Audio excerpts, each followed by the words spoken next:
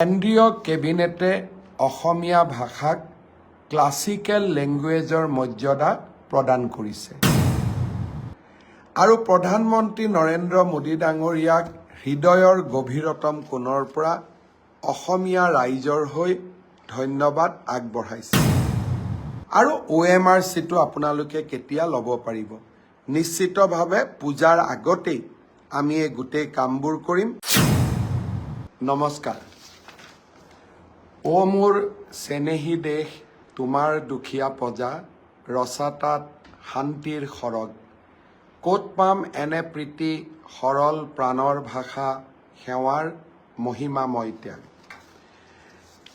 বিনন্দ চন্দ্ৰ বৰুৱাই কৈছিল অমৃত বৰষা মাত জননী মুখৰ সৰি পৰা শুনিলো ইয়াত তাৰেই মোহত পৰি পাহৰি সকলো ভুল গলো জননী কোলাত। স্বদেশ স্বজাতি আৰু স্বধৰ্মত থাকি শুনো যেন স্বদেশৰ ভাষা স্নেহময়ী জননীৰ মৌসনা মাত তাতে মাতো নিঃকিনৰ আশা। আজিৰ দিনটোত অসমীয়া ভাষা সংস্কৃতিৰ বাবে এক অভূতপূৰ্ব প্ৰাপ্তিৰ দিন।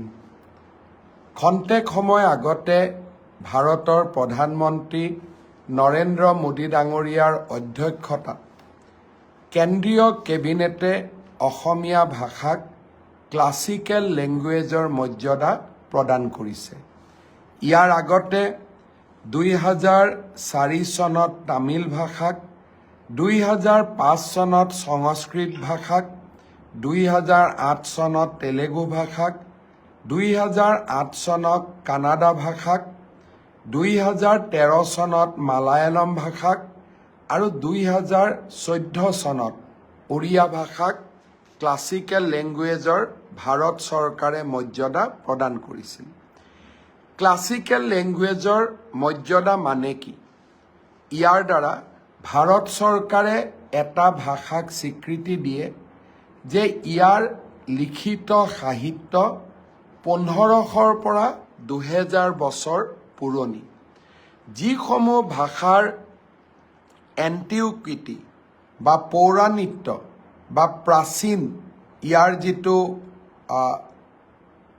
প্ৰাচীন আৰম্ভণি ইয়াক 1500 বছৰ বা 2000 বছৰৰ আগতেই ইয়াক দেখা পোৱা যায় তেনে ভাষাক ক্লাছিকেল লেংগুৱেজৰ মৰ্যাদা প্ৰদান কৰা হয়। আজিৰ কেন্দ্ৰীয় কেবিনেটে অসমীয়া আৰু বঙালী দুইটা ভাষাকে ক্লাছিকেল লেংগুৱেজৰ মৰ্যাদা প্ৰদান কৰাৰ পিছত এটা বিতৰ্কৰ ওৰ পৰিল যে অসমীয়া বঙালী ভাষাৰ পৰা উৎপত্তি হৈছিল, অৰ্থাৎ দুইটা ভাষাই ইণ্ডিপেণ্ডেণ্ট, দুইটা ভাষা 1500ৰ পৰা 2000 বছৰ পুৰণি আৰু দুইটা ভাষাৰে পুথি লিখিত গদ্য সেই পৌৰাণিক দিনলৈ চিহ্নিত কৰিব পৰা যায়। এটা অসমীয়াৰ বাবে আজিৰ দিনটো এটা ডাঙৰ প্ৰাপ্তি। ভাষা আন্দোলন হৈছিল অসমত অসমীয়া ৰাজ্য ভাষা হ'ব লাগে বুলি। অসমীয়া ভাষাক লৈ বহু ধৰণৰ কথা বতৰা আমাৰ ৰাজ্যখনত চলি থাকিছিলে। কিন্তু প্ৰধানমন্ত্ৰী নৰেন্দ্ৰ মোদীৰ আগত কোনো এখন চৰকাৰে অসমীয়াক ক্লাছিকেল লেংগুৱেজৰ মৰ্যাদা প্ৰদান কৰাৰ কথা চিন্তা কৰা নাছিল। মই যোৱা 3 দিনমান আগতে টুইট কৰিছিলোঁ যে অসমীয়া ভাষাই যদি ক্লাছিকেল লেংগুৱেজৰ মৰ্যাদা পায় ই অৱসৰপ্ৰাপ্ত ন্যায়াধীশ বিপ্লৱ শৰ্মাই অসমীয়া ভাষা সংৰক্ষণৰ কাৰণে দিয়া যিসমূহ অনুমোদন আছিল তাতকৈ এটা মাত্ৰ সিদ্ধান্তই আমাৰ ভাষাটোক বহু দূৰ আগুৱাই লৈ যাব। আগতে 6টা ক্লাছিকেল লেংগুৱেজ ভাৰত চৰকাৰে স্বীকৃতি দিছিল। আজি মাৰাঠী, পালি, প্ৰাকৃত, অসমীয়া আৰু বঙালী এই ভাষাকেইটাক ক্লাছিকেল লেংগুৱেজৰ মৰ্যাদা প্ৰদান কৰিলে। অৰ্থাৎ আমাৰ দেশত এতিয়া 11টা ক্লাছিকেল লেংগুৱেজ হ'ব। প্ৰতিটো লেংগুৱেজেই 1500ৰ পৰা 2000 বছৰ পুৰণি, প্ৰতিটো লেংগুৱেজেই স্বাধীন আৰু প্ৰতিটো লেংগুৱেজৰ লিখিত আৰু কথিত তাৰ পৌৰাণিকত্ব 2000 বা 1500 বছৰলৈ চিহ্নিত কৰিব পাৰি। অসমীয়াৰ বাবে আজিৰ দিনটো এক বিশাল প্ৰাপ্তি। অলপ আগতে প্ৰধানমন্ত্ৰী নৰেন্দ্ৰ মোদী ডাঙৰীয়াক মই টেলিফোন কৰিছিলোঁ আৰু প্ৰধানমন্ত্ৰী নৰেন্দ্ৰ মোদী ডাঙৰীয়াক হৃদয়ৰ গভীৰতম কোণৰ পৰা অসমীয়া ৰাইজৰ হৈ ধন্যবাদ আগবঢ়াইছিলোঁ। কোনো আন্দোলন নাই, কোনো দাবী নাই, মাত্ৰ ৰাজ্য চৰকাৰ আৰু কেন্দ্ৰীয় চৰকাৰৰ মাজত কেইখনমান পত্ৰৰ আদান প্ৰদান। মোদী ডাঙৰীয়াক মই সাক্ষাৎ কৰি আজিৰ পৰা কিছু মাহ পূৰ্বে অনুৰোধ কৰিছিলোঁ, দেশৰ সাংস্কৃতিক মন্ত্ৰীৰ লগতো কথা বতৰা পাতিছিলোঁ আৰু সকলোৰে সহযোগিতা, বিশেষকৈ প্ৰধানমন্ত্ৰী নৰেন্দ্ৰ মোদী ডাঙৰীয়াৰ আশীৰ্বাদত আজি অসমীয়াই এক বিৰল মৰ্যাদা প্ৰদান কৰিলে। জ্যোতিপ্ৰসাদ আগৰৱালাৰ এটা কবিতা মোৰ সদায় মনত থাকে। কামৰূপা মোৰ সুৱদী সুৰীয়া, অসমীয়া ভাষা জগত সভালে যাব, উজ্জ্বল সুজ্জ্বল কহিনুৰ পিন্ধি হাঁহি জ্যোতিৰূপা হ'ব। সঁচাকৈয়ে আজি অসমীয়া ভাষাই জগত সভালৈ এক নতুন যাত্ৰা আৰম্ভ কৰিলে। অসমীয়া ভাষাই উজ্জ্বল সুজ্জ্বল কহিনুৰ পিন্ধি হাঁহি জ্যোতিৰূপা হ'ব। মই পুনৰ এবাৰ এই ভাষাটোক জীয়াই ৰখাৰ বাবে ভাষা সাহিত্যৰ গৱেষণা কৰি এই ভাষাটোক এই পৰ্যায়লৈ লৈ অহাৰ বাবে মই প্ৰতিগৰাকী অসমীয়ালৈ আজিৰ এই সুন্দৰ দিনটোত অভিনন্দন জনাইছোঁ। সঁচাকৈয়ে অসমীয়া ভাষা জগত সভালে যাব। প্ৰধানমন্ত্ৰী মোদী ডাঙৰীয়াক কৃতজ্ঞ অসমীয়াৰ হৈ আকৌ এবাৰ ধন্যবাদ জনাইছোঁ। অহাকালি আপোনালোকে এবাৰ দিনটোৰ যিকোনো সময়ত আমাৰ ভাষাটোৰ এই অসাধাৰণ সাফল্যক লৈ এটা যেন ফেচবুকত একলম লিখে, টুইটাৰত অকণমান সৰুকৈ হ'লেও এটা পোষ্ট কৰে, ইনষ্টাগ্ৰামত লিখে আৰু প্ৰধানমন্ত্ৰী মোদী ডাঙৰীয়াক যাতে ধন্যবাদ জনাবলৈ নাপাহৰে। কাৰণ আন্দোলন নোহোৱাকৈ অসমে একোৱেই নাপায় বুলি আমাৰ ৰাজ্যখনত এটা মতবাদ আছিল। আজি আমি তাক সলনি কৰিছোঁ আৰু প্ৰধানমন্ত্ৰী মোদী ডাঙৰীয়াৰ প্ৰচেষ্টাত আজি অসমীয়াই আন্দোলন নকৰাকৈ এটাৰ পিছত এটা সাফল্যৰ মুকুট শিৰত পিন্ধিবলৈ সক্ষম হৈছে। পুনৰ এবাৰ অসমীয়া ভাষাক এই পৰ্যায়লৈ লৈ অহাৰ বাবে অসম সাহিত্য সভাকে ধৰি ভাষা জননীৰ সেৱক প্ৰতিটো সংগঠন, প্ৰতিগৰাকী লেখক, প্ৰতিগৰাকী গৱেষকক মই অন্তৰৰ গভীৰতম কোণৰ পৰা ধন্যবাদ আৰু কৃতজ্ঞতা জনাইছোঁ। বৰাক উপত্যকাৰ ৰাইজে বঙালী ভাষা ব্যৱহাৰ কৰে। আজিৰ এই দিনটোত বঙলা ভাষায়ো ক্লাছিকেল লেংগুৱেজৰ মৰ্যাদা পোৱাৰ বাবে মই তেখেতসকলকো ধন্যবাদ জনাইছোঁ। মাৰাঠী, পালি আৰু প্ৰাকৃত ভাষাই ক্লাছিকেল লেংগুৱেজৰ মৰ্যাদা পোৱাৰ বাবে এই ভাষাভাষী লোকসকলকো মই অন্তৰৰ গভীৰতম কোণৰ পৰা পুনৰ এবাৰ অভিনন্দন জনাইছোঁ। মই ফেচবুক লাইভত মোৰ ব্ৰডকাষ্টত চাই আছোঁ। প্ৰিয়ম দাসে কৈছে, দাদা আপোনাকো ধন্যবাদ। ৰূপম বেজবৰুৱাই লিখিছে, থেংক ইউ ছ' মাছ। মিণ্টু দাসে লিখিছে, ধন্যবাদৰ পাত্ৰ আপুনিও মামা। প্ৰদীপ কাকতিয়ে কাফে লিখিছে, গ্ৰেট CM ইন আছাম। কোনোবাই লিখিছে, আসিফ আহমেদে লিখিছে, great moment of pride sir. Himanshu নাথে লিখিছে, ধন্যবাদ মামা। দেৱতোষ দাসে লিখিছে, গ্ৰেট মোমেণ্ট ফৰ আছ। বহুজনে মোকো ইয়াত অভিনন্দন জনাইছে। মই অভিনন্দন পোৱাৰ মোৰ কোনো মই নাভাবোঁ যে ইয়াত মোৰ কিবা ব্যক্তিগত সাফল্য আছে, অভিনন্দন পোৱাৰ যোগ্য বুলিও মই নাভাবোঁ। কিন্তু এজন গৌৰৱী অসমীয়া হিচাপে আজিৰ এই মুহূৰ্তত মই এজন অসমীয়া হিচাপে আপোনালোকৰ দৰে মই আৰু মোৰ লগত সকলো অসমীয়াই আজি নিশ্চয় গৌৰৱৰ এক বিৰল আনন্দ লাভ কৰিছে। পুনৰ এবাৰ সকলোকে বহুত বহুত ধন্যবাদ জনালোঁ। কেইদিনমান আগতে মই ব্ৰডকাষ্টত কৈছিলোঁ যে অহা 6 তাৰিখে আমি নিযুত মইনা আঁচনিৰ ধন 6 তাৰিখৰ পৰা আমি বিতৰণৰ শুভ আৰম্ভণি কৰিম। মই আজি পুনৰ দোহাৰিছোঁ যে অহা 6 তাৰিখে প্ৰত্যেকটো বিধানসভা সমষ্টিত অনুষ্ঠিত হ'বলগীয়া এখন সুন্দৰ সভাৰ মাজেৰে আমি নিযুত মইনা আঁচনিৰ শুভা আৰম্ভণি কৰিম। এই মাহত আমি সকলো ছাত্ৰীক একোখনকৈ ড্ৰাফ্ট দিম আৰু অহা মাহৰ পৰা অৰ্থাৎ নৱেম্বৰ মাহৰ পৰা এই ধন ডিবিটি যোগে সকলো ছাত্ৰীৰ এই আঁচনিত যোগ্য বুলি বিবেচিত হোৱা প্ৰতিগৰাকী ছাত্ৰীৰ বেংক একাউণ্টলৈ আমি ট্ৰান্সফাৰ কৰিম। আৰু কোনোবা ছাত্ৰী যদি ভুলত বাদ পৰি যায় আপোনালোকে মোক জনাব, মই তৎকালীনভাৱে ব্যৱস্থা ল'ম।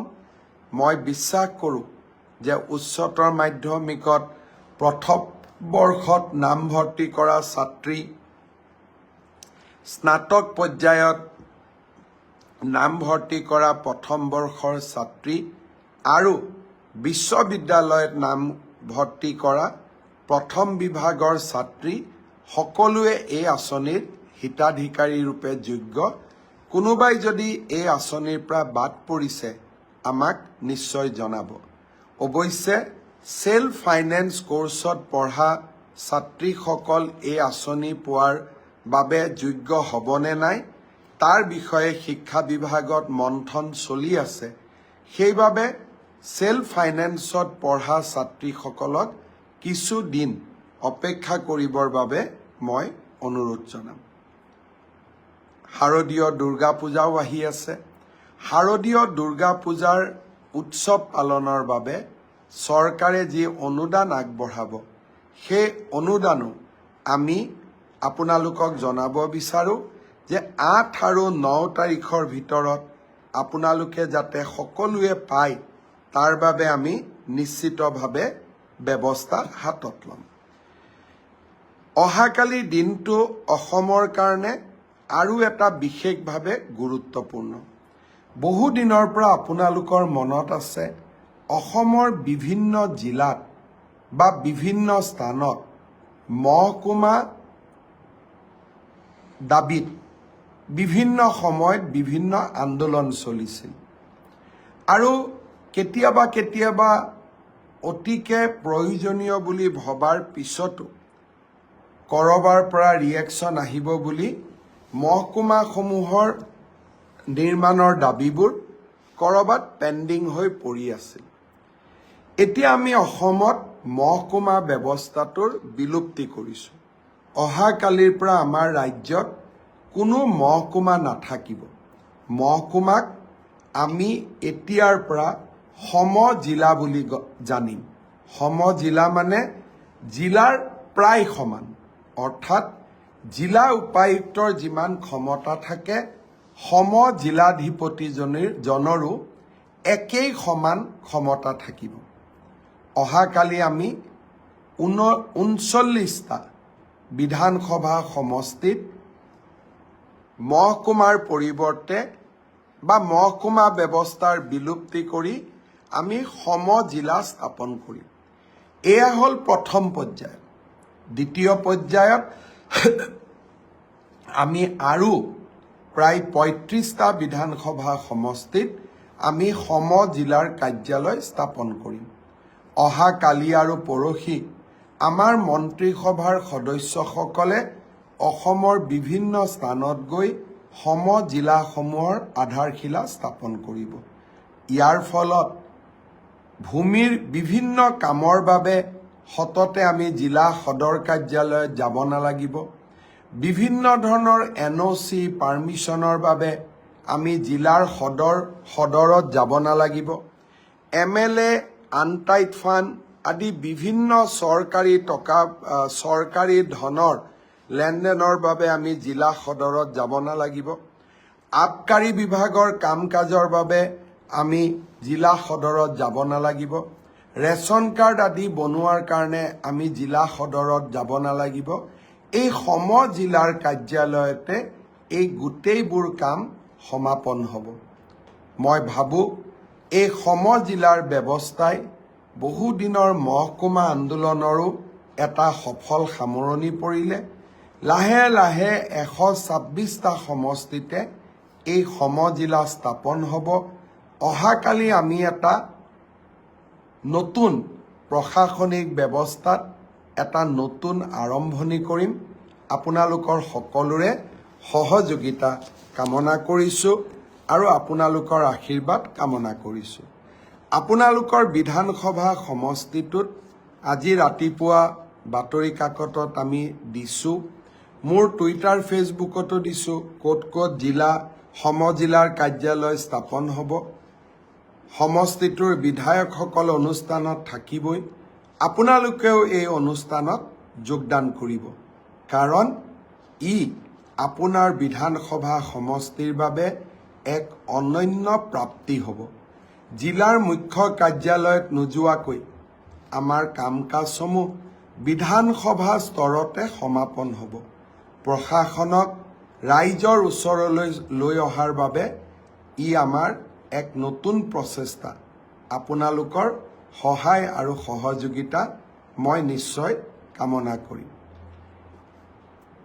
আগৰ ব্ৰডকাষ্টত কোৱা মতে মুখ্যমন্ত্ৰীৰ আত্মনিৰ্ভৰ অসম আঁচনিৰ প্ৰথম পৰ্যায়ত আমি 25,000 যুৱক যুৱতীলৈ আৰ্থিক সাহায্য আগবঢ়ালোঁ। এই আঁচনিত এইবাৰ আটাইতকৈ বেছি যুৱকসকল নিৰ্বাচিত হৈছে। মই ইলেকশ্যনৰ মিটিঙত গ'লে যুৱকসকলে মোক প্ৰায়ে কয় যে মামা, আমাৰ বাবে একো আঁচনি নাই নেকি? মুখ্যমন্ত্ৰীৰ আত্মনিৰ্ভৰ অসম আঁচনিত আটাইতকৈ মোৰ ল'ৰা ভাগিনসকলে বেছিকৈ সুবিধা পাইছে। অহা 5 তাৰিখৰ পৰা আমি দ্বিতীয় পৰ্যায়ৰ আবেদন লোৱাৰ কামো আমি আৰম্ভ কৰিম। যিসকলে সঁচাকৈয়ে ব্যৱসায় কৰিব খোজে, উদ্যোগ স্থাপন কৰিব খোজে, তেওঁলোকৰ বাবে 2 লাখ টকাৰ সঁচাকৈ ই এটা ডাঙৰ প্ৰয়োজনীয়তা পূৰণ কৰে। বহুতে মোক হোৱাটছআপত লিখিছে যে এই 2 লাখ টকাই আমাক বহুত সহায় কৰিব। মই প্ৰথম আপোনালোকক 1 লাখ টকা দিম। 1 লাখ টকাৰ সদব্যৱহাৰ হ'লে আপোনালোকে 2 লাখ টকা, পিছৰ ইনষ্টলমেণ্ট 1 লাখ টকা আপোনালোকে পাব পাৰিব। দ্বিতীয় পৰ্যায়ৰ হিতাধিকাৰীৰ চিনাক্তকৰণৰ হিতাধিকাৰী নিৰ্বাচনৰ কামো আমি সুন্দৰভাৱে আৰম্ভ কৰিম। ADREৰ পৰীক্ষাও খুব সুন্দৰ কৰি পাৰ হৈ গ'ল। তৃতীয় বৰ্গৰ চাকৰিৰ পৰীক্ষা সমাপন হ'ল। আজিৰ পৰা পুলিচৰ ৰিক্ৰুটমেণ্টটো আৰম্ভ হ'ল। মোক ৰাতিপুৱা DGP মহোদয়ে জনাইছে যে পুলিচৰ ৰিক্ৰুটমেণ্টৰো যি দৌৰৰ ফিজিকেল টেষ্ট বা দৌৰ আদি কৰিব লাগে, তাৰ আৰম্ভণি আজিৰ পৰা আৰম্ভণি হৈছে আৰু নিৰ্দিষ্ট সময়ৰ ভিতৰত তেওঁলোকে এই কাম সমাপন কৰিব। আৰক্ষী তৃতীয় বৰ্গৰ পৰীক্ষা শেষ হ'ল। অহা 29 অক্টোবৰত আমি চতুৰ্থ বৰ্গৰ পৰীক্ষাসমূহ আৰম্ভ কৰিম আৰু তাৰ পিছত লাহেকৈ শিক্ষক নিযুক্তিৰ প্ৰক্ৰিয়াও আৰম্ভ হ'ব। মই ADREৰ তৃতীয় বৰ্গৰ পৰীক্ষা ইমান সুন্দৰকৈ সফল হ'ল, তাৰ বাবে ADREৰ পৰীক্ষাৰ লগত জড়িত আটাইকে মই ধন্যবাদ আৰু কৃতজ্ঞতা জনাইছোঁ। প্ৰথমটো পৰীক্ষাৰ এনচাৰ কিউ আহিলে প্ৰায় 80,000 ল'ৰা ছোৱালীয়ে OMR চিটো সেৱাক আবেদন কৰি সংগ্ৰহ কৰিলে। প্ৰথম পৰীক্ষাৰ OMR সিট যদি আপোনালোকে বিচাৰে সেৱাক আপোনালোকে আবেদন কৰিলে এদিনৰ ভিতৰতে এই OMR সমূহ আপোনালোকে পাব পাৰিব এতিয়া মোক বহুতে প্ৰশ্ন কৰিছে যে দ্বিতীয়টো পৰীক্ষাৰ এনসাৰ কি কেতিয়া আপলোড কৰা হ'ব মই সেৱাক ইতিমধ্যে কৈছো যে দুৰ্গা পূজাৰ আগতে শেহতীয়াকৈ হৈ যোৱা দুইটা পৰীক্ষাৰ যাতে এনসাৰ কি আমি আপলোড কৰি দিও আৰু লাহে কৰি শেহতীয়াকৈ হৈ যোৱা দুইটা পৰীক্ষাৰে OMR সিটসমূহ যাতে পাব পৰাৰ ব্যৱস্থা আমি কৰি দিও স্বচ্ছতাক লৈ আমি গোটেই ব্যৱস্থাটো এটা নতুন দিগন্তলৈ লৈ গলো মই ভাবো ইয়াৰ পিছত অসমে আৰু কেতিয়াও নিযুক্তিৰ স্বচ্ছতাক লৈ খেলা কৰিব নোৱাৰিব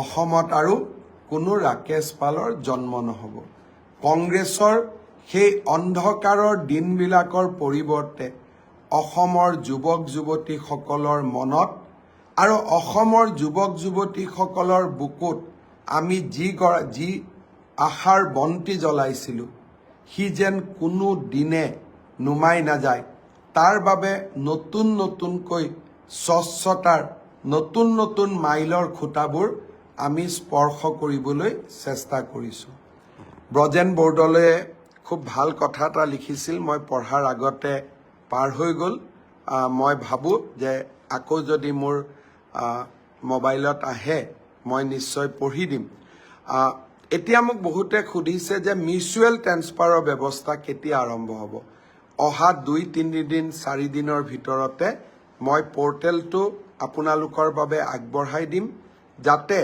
তৃতীয় আৰু চতুৰ্থ বৰ্গত আমি মিউচুৱেল ট্ৰান্সফাৰৰ কাম আৰম্ভ কৰিব পাৰো কোনোবাই আকৌ বিচাৰিছে নহয় মোক এটা ডিপাৰ্টমেন্টৰ প্ৰাণ এটা ডিপাৰ্টমেন্টলৈ যাব দিব লাগে তেনেকুৱা ব্যৱস্থা চৰকাৰত নাথাকে অপূৰ্ব অধিকাৰীয়ে লিখিছে গুড দাদা অপূৰ্ব ধন্যবাদ জনাইছো অতনু কোঁৱৰে লিখিছে প্ৰতিজন অসমীয়াৰ উন্নয়নৰ চিন্তা কৰিছে আপুনি অতনু ধন্যবাদ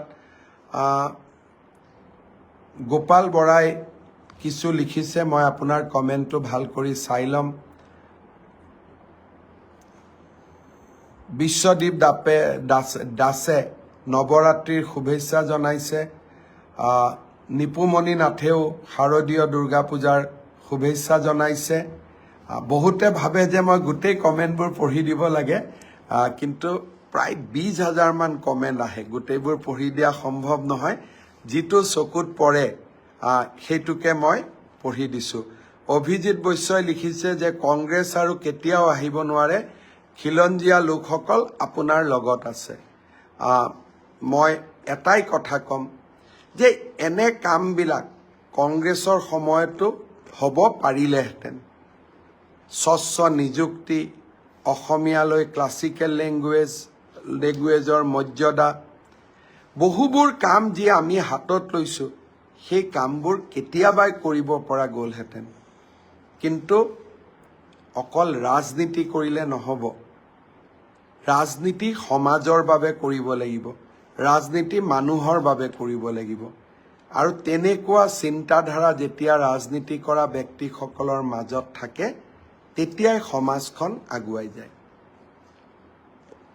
আৰু মই বহুত কথা আজিৰ ব্ৰডকাষ্টত ক'ব খোজা নাই শাৰদীয় দুৰ্গা পূজাৰ আগতীয়াকৈ শুভেচ্ছা জনাইছো দুৰ্গা পূজাৰ আগতে নিশ্চয় আপোনালোকৰ লগত আকৌ এবাৰ ফেচবুকত কথা পাতিম অসমীয়াৰ বাবে আজি বিৰল প্ৰাপ্তিৰ দিন কালি সকলোৱে যাতে নিজৰ নিজৰ ফেচবুক আৰু নিজৰ টুইটাৰত একলম লিখে আৰু প্ৰধানমন্ত্ৰী ডাঙৰীয়াক ধন্যবাদ জনাই তাৰ বাবে মই আপোনালোকক বিনম্ৰভাৱে অনুৰোধ জনাম প্ৰধানমন্ত্ৰী ডাঙৰীয়াই অনুভৱ কৰিব লাগে অসমীয়া এক কৃতজ্ঞ জাতি আৰু যেতিয়া সৰ্বোচ্চ দেশৰ আসনত বহি থকা ব্যক্তিগৰাকীয়ে বুজি পায় যে অসমীয়াই প্ৰতিটো ভাল কামত আপোনাৰ লগত আছে তেতিয়া মই ভাবো আৰু বহুত কাম আমাৰ জাতিটোৰ বাবে আমি কৰিব পাৰিম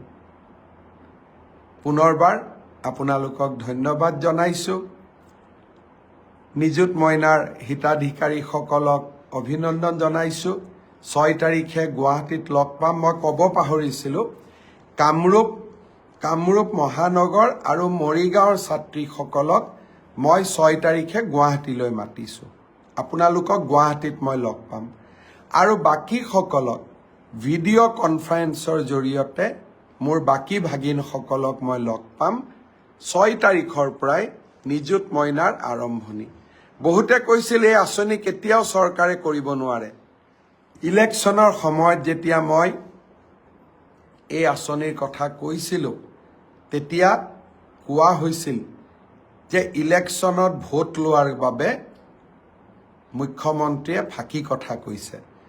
যিসকলে ভাবিছিল যে মই ফাঁকি কথা কৈছোঁ, তেওঁলোককো 6 তাৰিখৰ নিযুত মইনাৰ উদ্বোধনী অনুষ্ঠানলৈ সাদৰ নিমন্ত্ৰণ জনালোঁ। আপোনালোকক মই জনাই দিম কেতিয়া এনচাৰ কি আপলোড কৰিব শেহতীয়া এডিআৰই পৰীক্ষাৰ, আৰু OMRCটো আপোনালোকে কেতিয়া ল'ব পাৰিব। নিশ্চিতভাৱে পূজাৰ আগতেই আমি এই গোটেই কামবোৰ কৰিম। পুনৰবাৰ আপোনালোকক ধন্যবাদ জনাইছোঁ ব্ৰডকাষ্টত মোৰ সৈতে জড়িত হোৱাৰ বাবে। আকৌ লগ পাম। মাতটো অলপ ভাঙি আছে। হাৰিয়ানা আৰু ঝাৰখণ্ডত বহুকেইখন ইলেকশ্যন মিটিং কৰিবলগীয়া হ'ল। মই ভাবোঁ যে লাহে লাহে মাতটো ঘূৰি আহিব। আপোনালোকৰ লগত আৰু ভালকৈ কথা পাতিব পাৰিম। বহুত বহুত ধন্যবাদ। আকৌ এবাৰ সমস্বৰে আমি গৌৰৱেৰে কওঁ, চিৰ চেনেহী মোৰ ভাষা জননী, জয় আই অসম।